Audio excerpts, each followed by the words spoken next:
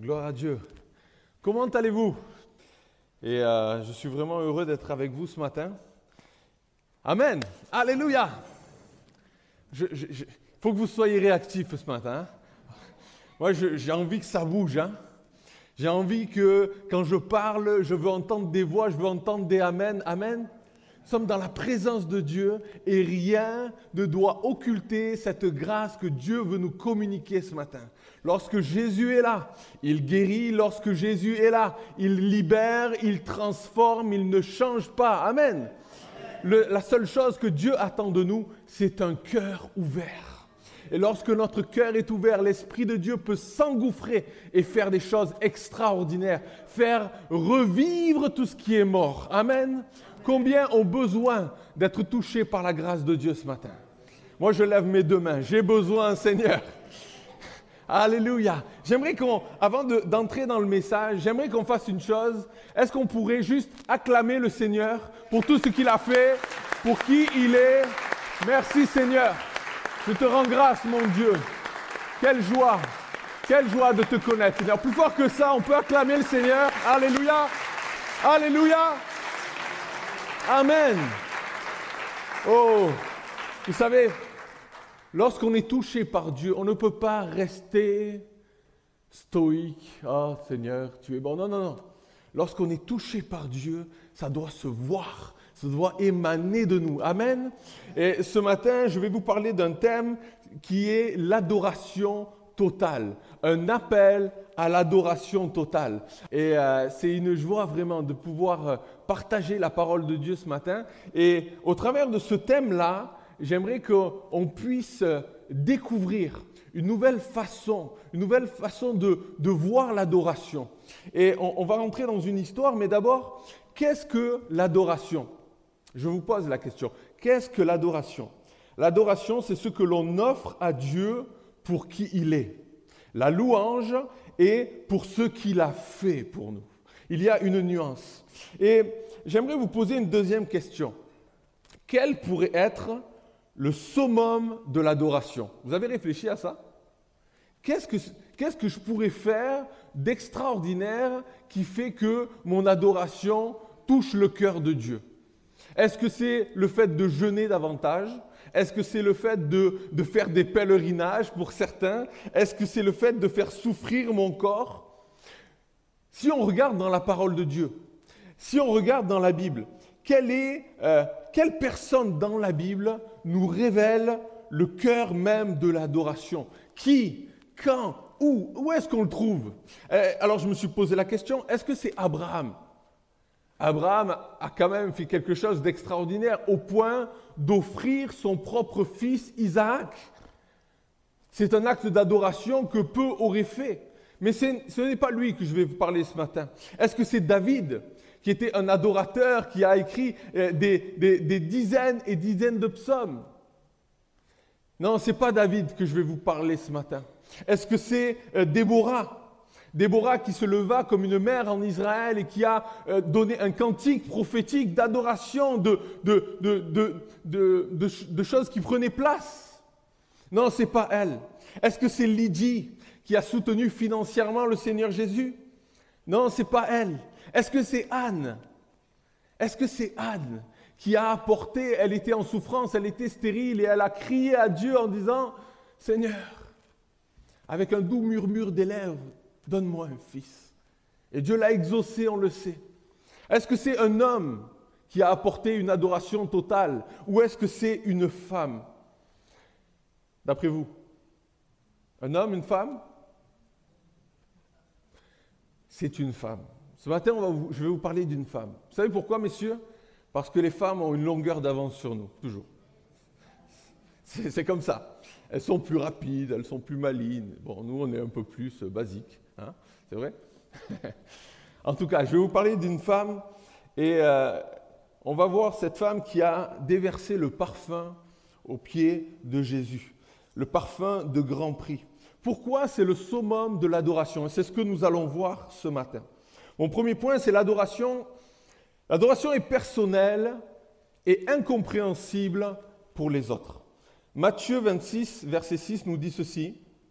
Comme Jésus était à Béthanie, Dans la maison de Simon le lépreux, une femme s'approcha de lui, tenant un vase d'albâtre, qui renfermait un parfum de grand prix. Et pendant qu'il était à table, elle répandit le parfum sur sa tête. Les disciples, voyant cela, s'indignèrent et dirent « À quoi bon cette perte ? On aurait pu vendre ce parfum très cher et en donner le prix aux pauvres. » Jésus, s'en étant aperçu, leur dit « Pourquoi faites-vous de la peine à cette femme ? Elle a fait une bonne action à mon égard, car vous avez toujours des pauvres avec vous, mais vous ne m'avez pas toujours. En répandant ce parfum sur mon corps, elle l'a fait pour ma sépulture. Je vous le dis, en vérité, partout où cette bonne nouvelle sera prêchée, dans le monde entier, on racontera aussi en mémoire de cette femme ce qu'elle a fait. » L'adoration de cette femme dérange. Elle dérange les disciples, les gens qui sont là. Cette adoration dérange. Vous savez, lorsque quelqu'un autour de nous répand son adoration, ça peut être gênant, n'est-ce pas? Non? Vous savez, des fois, il y a des gens, ils louent Dieu, très calmement, ça ne va pas gêner. Mais lorsque vous vous trouvez dans des cultures différentes, sur des continents différents, où les gens vont danser, ils vont crier, ils vont sauter, et toi, tu es pur français, tu te dis, oh, qu'est-ce qui se passe ici? Ça peut être un peu gênant, ça peut être déstabilisant, mais c'est ce que Dieu veut et attend de chacun de nous. Il ne faut pas que nous nous conformions à notre environnement. Ce sont les poissons qui sont comme ça. Les poissons se mettent à la température ambiante de l'eau dans laquelle ils sont. Nous ne sommes pas des poissons. Nous sommes des hommes et des femmes de Dieu. Et si, ce matin, quelqu'un a envie de crier, qu'il crie. Et qu'il dise, Seigneur, je te loue. Alléluia. Si tu as envie de murmurer, murmure. Quelle que soit la forme de ta louange, ton adoration est toujours personnelle. C'est sûr qu'elle peut être dérangeante, peut-être qu'elle peut gêner, peut-être qu'elle peut être extravagante. Mais les disciples, eux, ils vont dire, la réaction des disciples, c'est « À quoi bon cette perte? À quoi bon? Dieu attend ta louange. » Vous connaissez certainement cette histoire-là où il y avait eu un prédicateur qui avait apporté la parole et c'était sur l'adoration, c'était sur la consécration à Dieu. Et une femme, elle n'avait rien. Elle était démunie de tout. C'était en Afrique. Et elle disait, Seigneur, je ne sais pas quoi te donner. Et alors que tout le monde se courait dans les rangs pour donner l'offrande, elle n'avait rien à donner, si ce n'est elle-même. Et lorsque le panier, quand je dis panier, c'est des grands, c'est pas nos petites panières, hein. Elle s'est jetée dedans.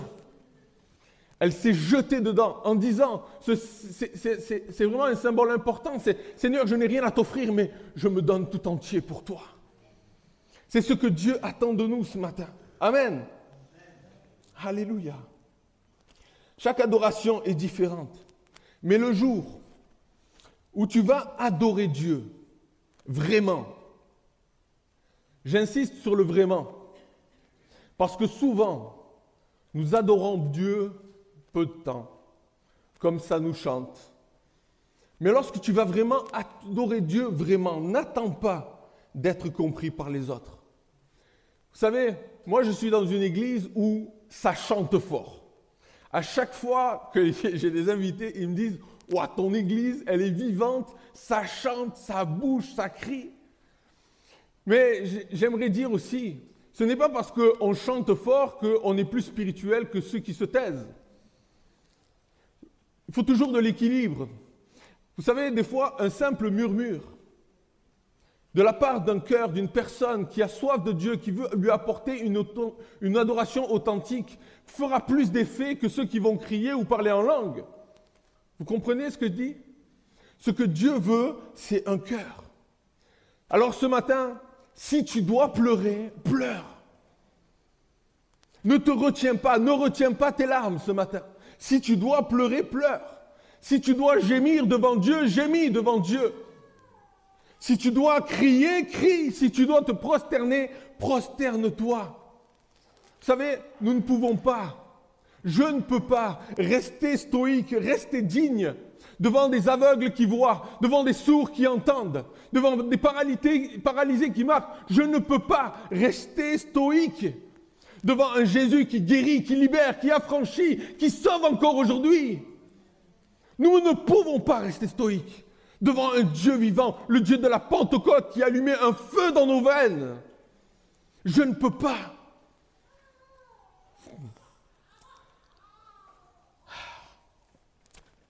Je ne peux pas rester de marbre. Lorsque l'Esprit de Dieu est venu sur ma vie un jour et qu'il a transformé, il a tout changé, on l'a chanté, il a tout changé en une seconde. Il y a eu un avant et un après. Tout le reste, c'est de la forme. Tout le reste, c'est de la religion. Ce que Dieu veut, c'est ton cœur. Et en un instant, lorsque tu te repens de tes péchés, il te fait naître de nouveau. Il change ta vie. Toutes choses sont passées. Toutes choses deviennent nouvelles maintenant. C'est ce que la Bible dit, n'est-ce pas? Alléluia. Certains disent que les gens qui sont touchés dans leur émotion par l'Évangile, cela n'a pas de valeur. Alors j'aimerais dire cette citation que j'ai trouvée. Au moins on ne dira pas, c'est Franck Baroni qui l'a dit. Mais si Dieu, il y a Reinhard Bonnke qui dit ceci.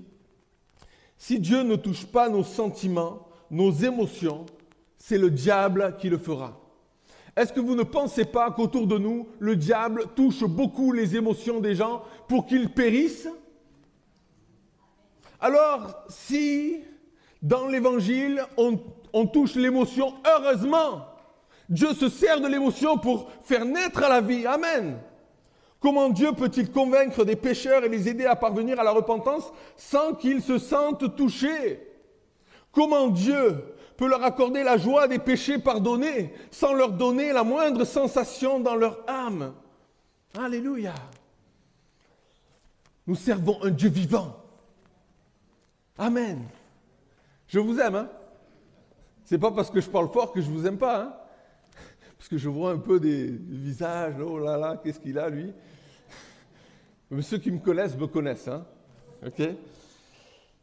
Quelle sorte de pardon offre le Seigneur pour que notre adoration soit totale?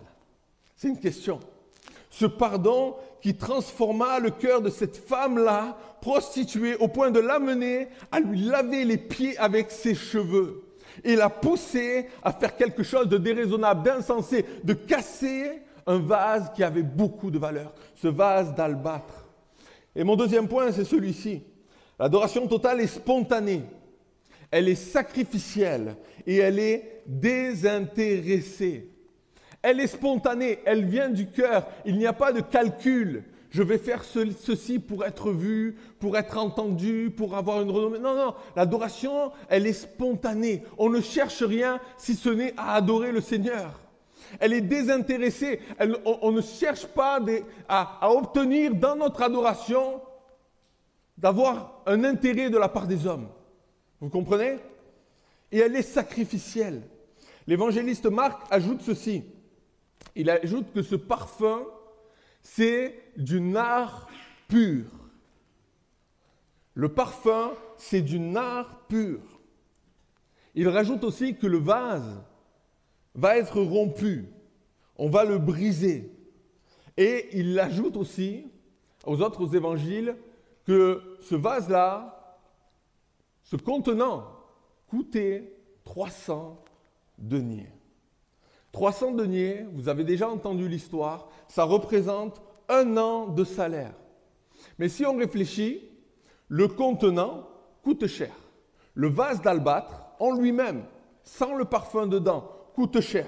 C'est du gypse minéral translucide qui n'existe pas en Israël. Il est cher, il est rare à trouver, et il est très difficile à trouver, et il est très cher. Maintenant, parlons du contenu. Contenant, contenu. Le contenu, lui, coûte très cher. C'est le nard pur.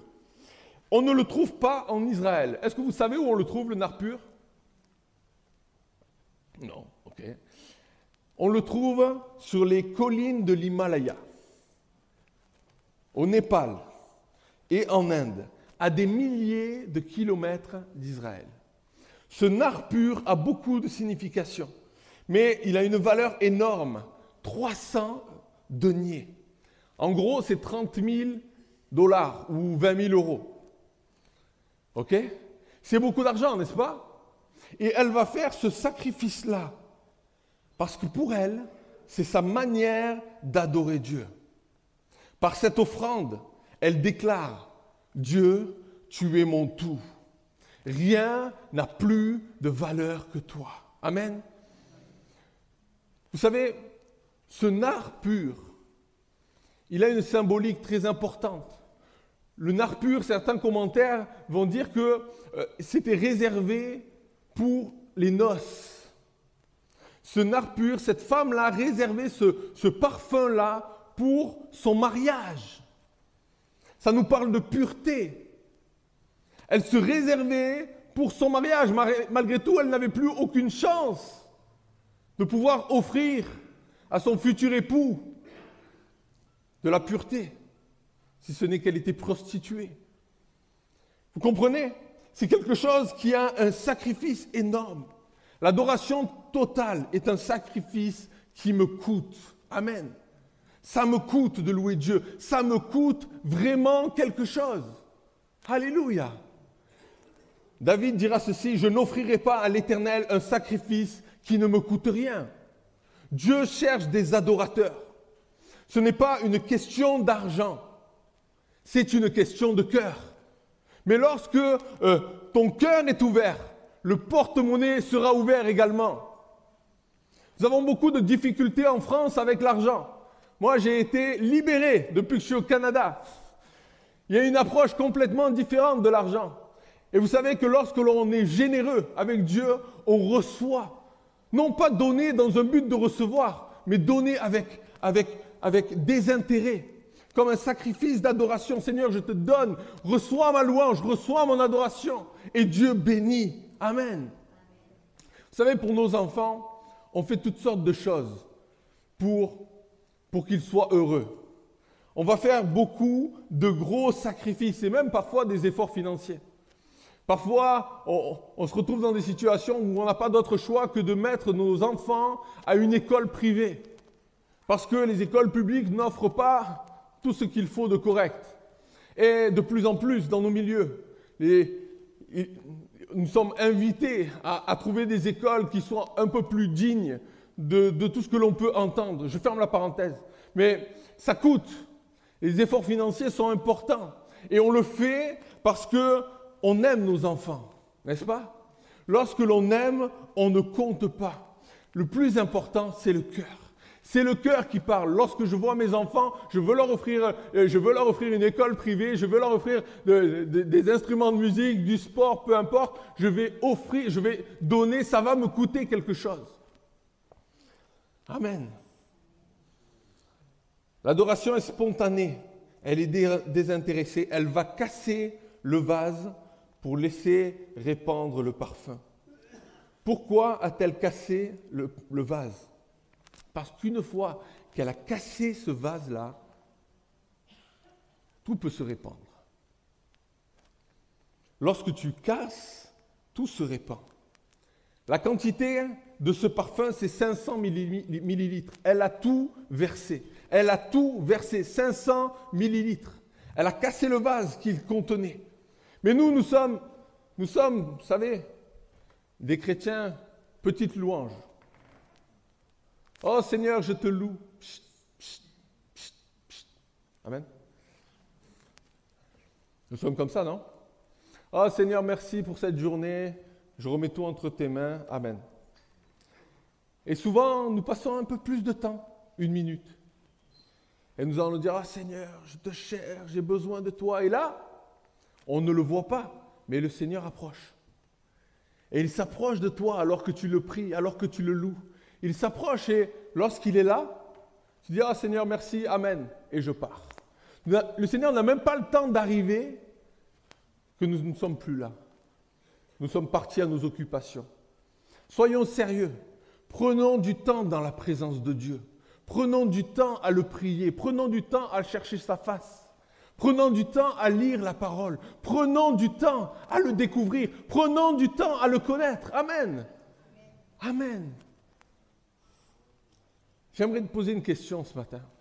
Qu'est-ce que tu dois casser qui t'empêche d'offrir une adoration totale? Il y a quelque chose qui t'empêche d'offrir une adoration totale à Dieu ce matin. Est-ce que c'est une blessure? Est-ce que c'est une incompréhension? Qu'est-ce que c'est? Dieu veut que tu brises certaines choses, que tu te sépares de certaines choses pour que tu puisses être libéré. Amen.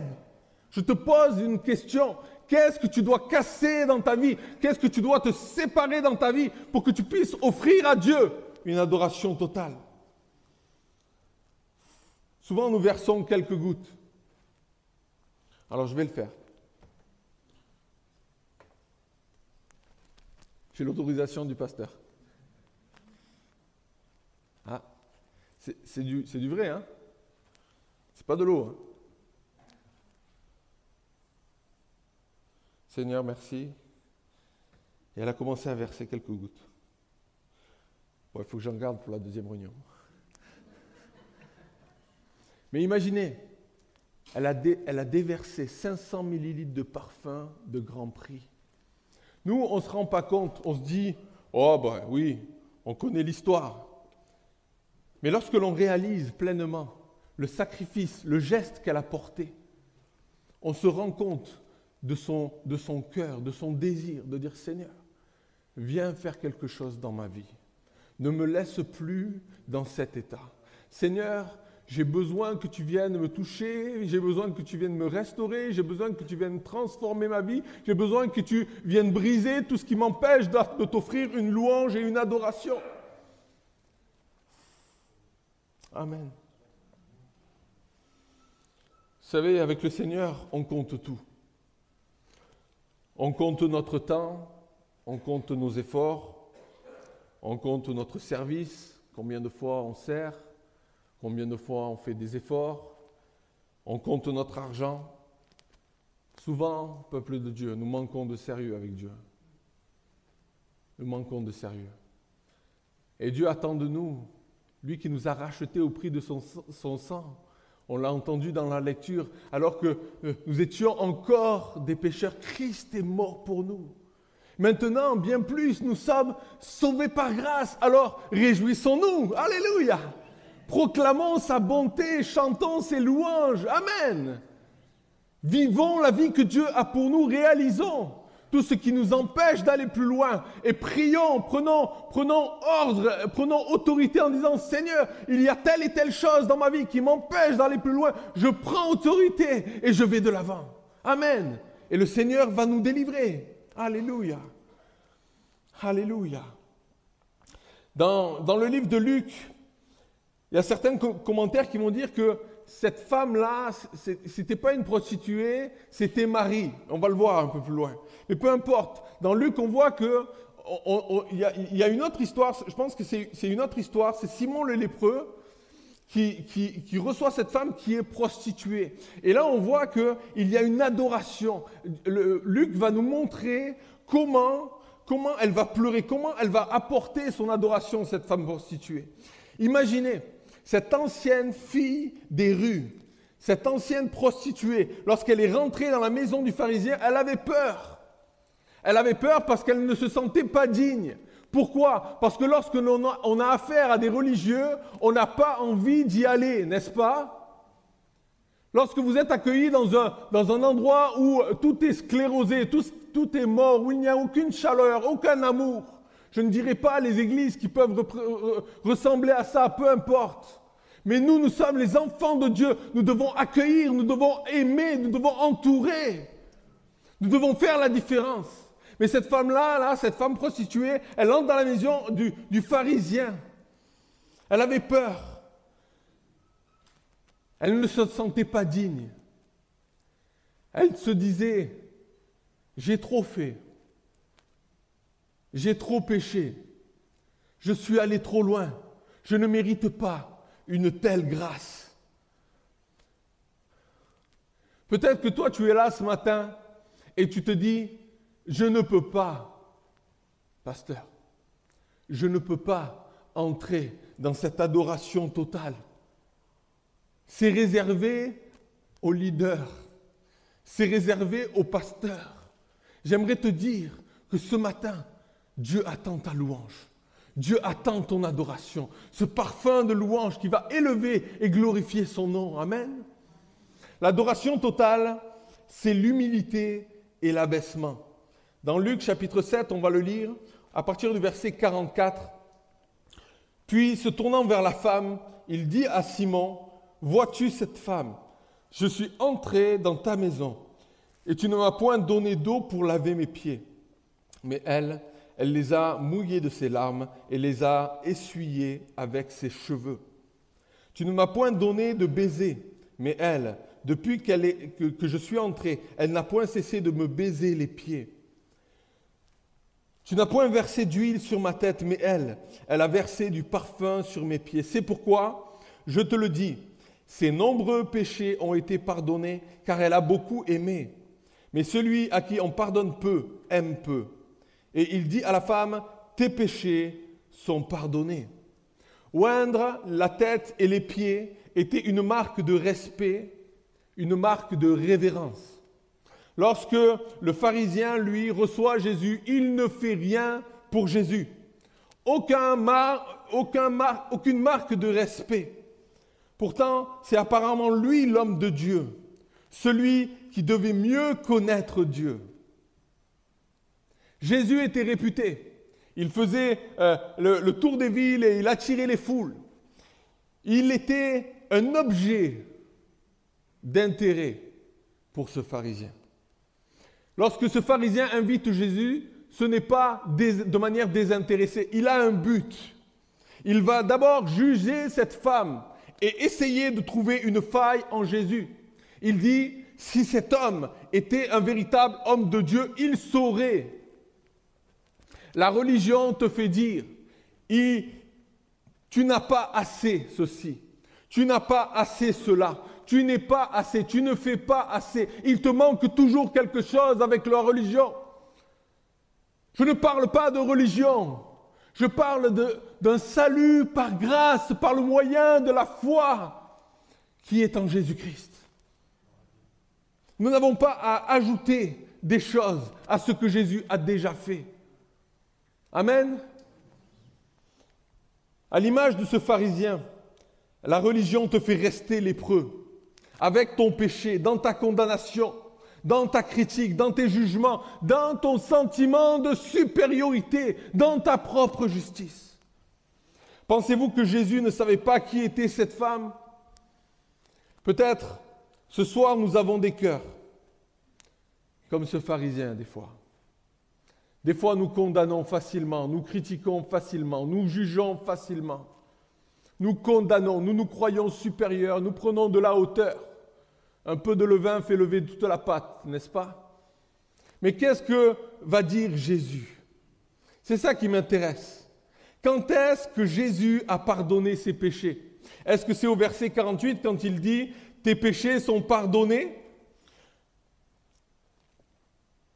Non. Ce n'est pas à ce moment-là. C'est au verset juste avant, au verset 47, lorsqu'elle va adorer Dieu de cette manière extravagante. Le cœur de Jésus va être touché et ses péchés vont être pardonnés à ce moment-là. Est-ce qu'elle le savait? Non. Elle ne le savait même pas. Mais c'est dans cet acte d'adoration, devant cet acte d'abaissement, d'humilité, de reconnaissance de qui Jésus est, qu'elle va recevoir le pardon des péchés.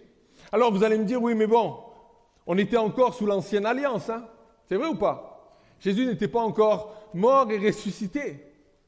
Mais à titre dérogatoire, Jésus l'a sauvé. Ses péchés avaient été pardonnés. Amen. Parce qu'elle avait un cœur d'adorateur, parce qu'elle s'est abaissée, parce qu'elle s'est humiliée, parce qu'elle ne cherchait pas d'excuses. Alléluia. Jésus lui révèle ces choses qu'elle n'avait pas compris. Tes péchés sont pardonnés. Je crois que quelqu'un n'a pas compris ce matin. Tes péchés sont pardonnés. Je crois que tu ne l'as pas encore compris ou entendu ou réalisé. Tes péchés sont pardonnés.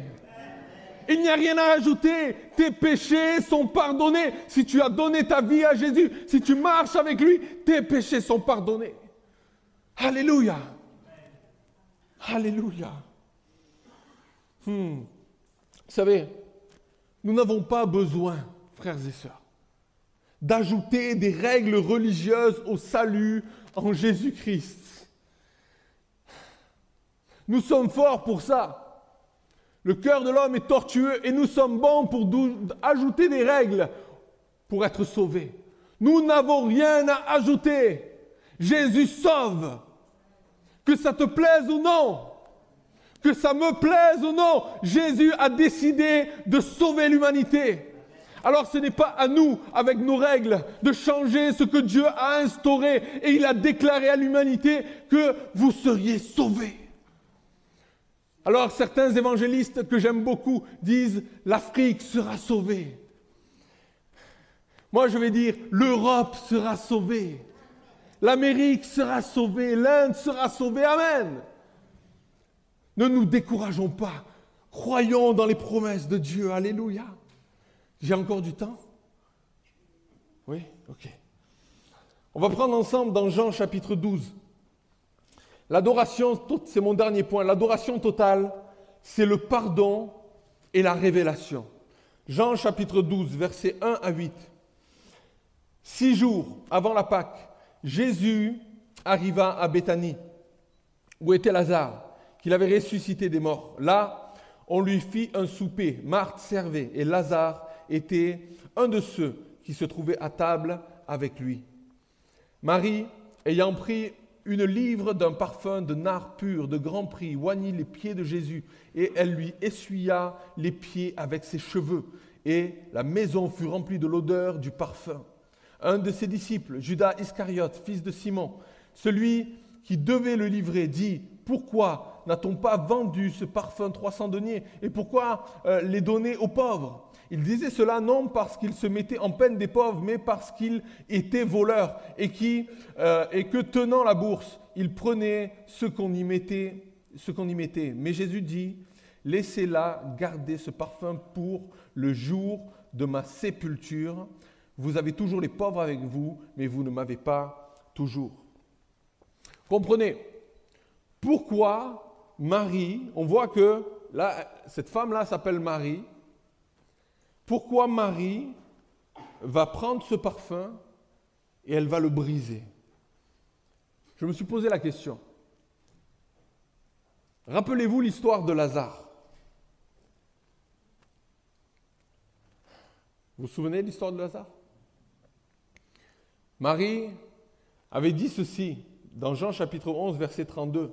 Lorsque Marie fut arrivée là où était Jésus et qu'elle le vit, elle tomba à ses pieds et lui dit « Seigneur, si tu eusses été ici, mon frère ne serait pas mort. » Même si Jésus va faire quelque chose d'extraordinaire en ramenant à la vie son frère Lazare, Marie, certainement qu'elle en voulait au Seigneur. Il y avait quelque chose en elle qui faisait que si tu avais été là, Seigneur, il ne serait pas mort. Et dans nos vies, c'est souvent comme ça. Seigneur, si tu avais fait ceci, si tu avais fait cela, si tu avais été là dans telle et telle situation, je ne me retrouverais pas dans de beaux draps aujourd'hui. Je ne souffrirais pas aujourd'hui. Seigneur, si tu avais été là, si tu m'avais exaucé, je ne serais pas dans cette misère. Ça parle à quelqu'un? Ça parle à tout le monde. Parce que nous sommes comme ça. Nous sommes Seigneur, mais je croyais que, et finalement, ça ne s'est pas. Et quelque part, finalement, au fond de nous, nous gardons quelque chose dans nos cœurs. Quelque chose où on aime le Seigneur, mais pourquoi on est passé par cette vallée? Pourquoi on est passé par cette souffrance? Alors on aime le Seigneur, mais il y a toujours un mais. Il y a toujours quelque chose qui nous retient, n'est-ce pas? Et comme Marie, elle se dit, mais finalement, elle en voulait un peu au Seigneur. Est-ce que tu en veux un peu au Seigneur? Oh, on ne va pas oser le dire, hein? Mais peut-être qu'on en veut aussi. un peu au Seigneur, n'est-ce pas? Devant le tombeau de Lazare, Jésus, le Messie, va pleurer. Et il va le ramener à la vie. Jésus va ressusciter Lazare. Marie avait été touchée. Et devant cette scène, lorsque Jésus est dans cette maison, la seule chose que Marie va faire, c'est se jeter à ses pieds. C'est comme un rappel. Vous comprenez? Lorsque son frère Lazare était mort, elle a vu Jésus et elle s'est jetée à ses pieds. Elle lui a dit, si tu avais été là, mon frère ne serait pas mort. Et elle a gardé au fond d'elle cette blessure. Et finalement, l'occasion se présente à nouveau. Jésus est là. Et elle décide de se jeter à nouveau à ses pieds, comme pour lui dire, Seigneur, je ne t'en veux plus. Je déverse toute ma louange, toute mon adoration, tout mon parfum, tout mon cœur, tout ce que je suis, parce que je t'aime, Seigneur. Tu es mon tout. Et lorsque l'on fait cela, il y a une adoration qui apporte une révélation. Elle offre à Jésus cet acte d'adoration qu'elle aurait pu offrir lorsque Lazare avait été ressuscité. Mais elle ne l'avait pas fait à ce moment-là. Amen. Vous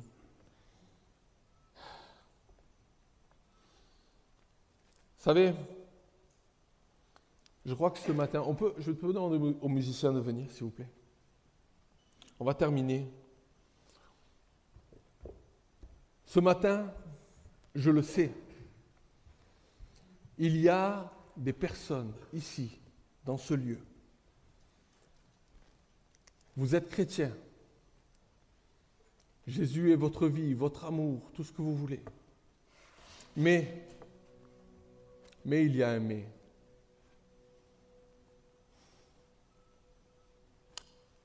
Il y a des personnes qui sont dans le regret.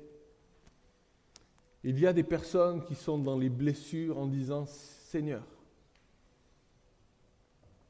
je ne pensais pas qu'en m'engageant avec toi, ma vie aurait été celle-ci. Et quelque part, ça vient toucher ton cœur. Alors tu aimes le Seigneur, mais ces douleurs, ces blessures, ces regrets ont créé comme une carapace autour de toi, autour de ton cœur. Et alors qu'on va louer Dieu, alors qu'on va adorer Dieu dans un dernier chant, le Seigneur attend une chose, c'est que tu déverses vraiment ton adoration et ta louange. Et lorsque tu vas le faire, cette prison de verre autour de ton cœur va être brisée. À l'image de ce parfum qui a été rompu, tout ce qui t'empêche ce matin d'apporter ta louange va être brisé. Alors fais-le à ta manière. Ne regarde ni à droite, ni à gauche. La louange est toujours personnelle. Elle est authentique. Elle est désintéressée. Amen. Elle est incompréhensible. Elle est spontanée. Elle demande de l'humilité. Elle demande de l'abaissement. Vous savez, dans cet acte d'adoration, il y a bien plus qu'une adoration. Il y a une adoration prophétique. Parce que lorsqu'elle va faire cela, elle va le faire pour la sépulture du Seigneur Jésus. C'est Jésus lui-même qui va le dire. Alors des fois, nous faisons des choses, nous ne nous rendons pas compte de ce que nous faisons. Mais cet acte a des répercussions beaucoup plus grandes. Quelques jours plus tard, Jésus va mourir. Et lorsqu'il va ressusciter, les femmes vont venir pour embaumer le Seigneur. Mais c'était trop tard. Jésus était déjà ressuscité. Par cet acte d'adoration, elle l'a fait de manière prophétique, sans le savoir. Elle a oint le Seigneur Jésus. Elle a embaumé son corps pour la sépulture du Seigneur, afin qu'il la reçoive. Alléluia! Alors dans nos actes d'adoration, dans nos actes de proclamation, lorsque nous le disons, lorsque nous le croyons, lorsque nous le prêchons, il y a des choses qui se passent dans l'invisible. Amen. Et tu reçois une révélation nouvelle de l'amour de Dieu pour toi. Tu reçois un pardon encore nouveau, une libération dans ton cœur, une libération dans ton âme. Amen. Le Seigneur te remplit de joie. Alléluia. Est-ce que vous êtes joyeux? Alléluia. Moi, je suis joyeux parce que Jésus m'a sauvé et je ne veux rien d'autre. J'ai tout en lui. J'ai tout en lui.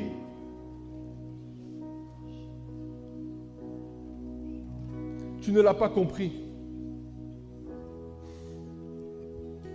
Tes péchés sont pardonnés.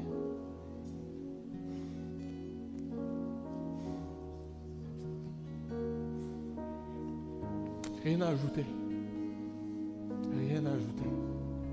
Tes péchés sont pardonnés. Alléluia. Alléluia. On va terminer ces moments. Je vais juste prier. Est-ce qu'on pourrait tous se lever?